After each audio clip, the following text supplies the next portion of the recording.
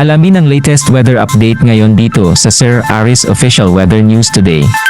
Ang hapon ay tuluyan na nga hong nalusaw yung binabantayan nating dating bagyong si Julian. At sa kasalukuyan, Intertropical Convergence Zone, yun po yung patuloy na nakakaapekto sa buong bahagi ng Visayas at Mindanao, na kung saan ngayong gabi, ito yung magdudulot ng mga kalat-kalat ng mga pag-ulan, mga pagkidlat at pagkulog sa may bahagi ng Bicol Region, buong bahagi ng Visayas, Caraga, Northern Mindanao at Zamboanga Peninsula. So yung mga nabanggit kong lugar, makakaranas po sila ng mahina hanggang sa kalamtaman, kung minsan ay malakas na bugso ng mga pag-ulan ngayong hapon hanggang mamayang gabi. Pero dito sa atin sa Metro Manila, pati na rin sa nalalawing bahagi pa ng ating kapuluan, ay bahagyang maulap hanggang sa maulap na kalangitan yung ating naasahan ngayong hapon, na kung saan mamayang gabi ay may tsansa pa rin ho na makaranas tayo ng mga panandaliang buhos ng pag-ulan.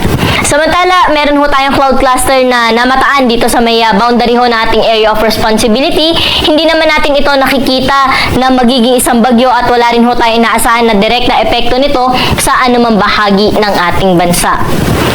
At para po sa magiging lagay na ating panahon bukas, dahil pa rin sa Intertropical Convergence Zone, ang bahagi ng Bicol Region ay makakaranas pa rin na maghapong makulimlim na panahon na may kasamang mga pag-ulan.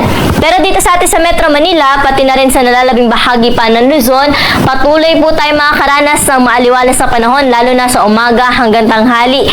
Pero pagsapit ng hapon at gabi, mataas pa rin ho yung tsansa ng mga panandaliang buhos ng pag-ulan dala ng localized thunderstorm. Kaya kung lalabas tayo na ating mga tahanan, huwag kalimutan magdala ng payong dahil posible yung mga dagliang pag-ulan sa hapon at sa gabi. Meron naman ho tayo mga nilalabas ng mga babala katulad po ng thunderstorm advisory, na kung saan pinupost po natin ito sa ating social media accounts pati na rin sa ating website.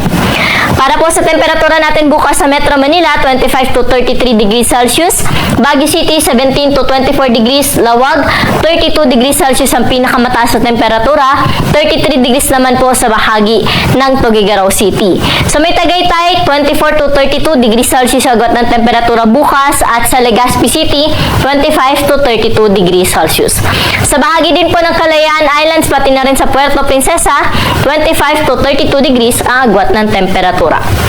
Sa magiging lagay naman ng panahon dyan sa bahagi ng Visayas at Mindanao, partikular na po dito sa may Eastern at Central Visayas, Caraga at sa may Northern Mindanao, magiging makulimlim pa rin po ang panahon bukas, at may kasama ho itong mga kalat-kalat na mga pag-ulan dala ng Intertropical Convergence Zone. Pero sa nalalabing bahagi ng Visayas at ng Mindanao, mananatiling bahagyang maulap hanggang sa maulap ang kanilang mararanasan na kalangitan, at mataas pa rin yung tsansa ng mga pag-ulan lalo na po sa hapon at sa gabi. Mga panandaliang buhos po ito, mga tatagal ng 15 minutes hanggang 2 hours na po yung pinakamatagal na inaasahan natin na mga pag-ulan dala rin ng Intertropical Convergence Zone. Temperatura natin bukas sa Iloilo ay 26 to 32 degrees Celsius, Metro Cebu 26 to 31 degrees, sa bahagi naman po ng Tacloban, pati na rin sa Cagayan de Oro, aabot sa 32 degrees ang maximum temperature. May kainitan naman sa may Zamboanga at sa Metro Davao na aabot sa 34 degrees Celsius ang maximum temperature.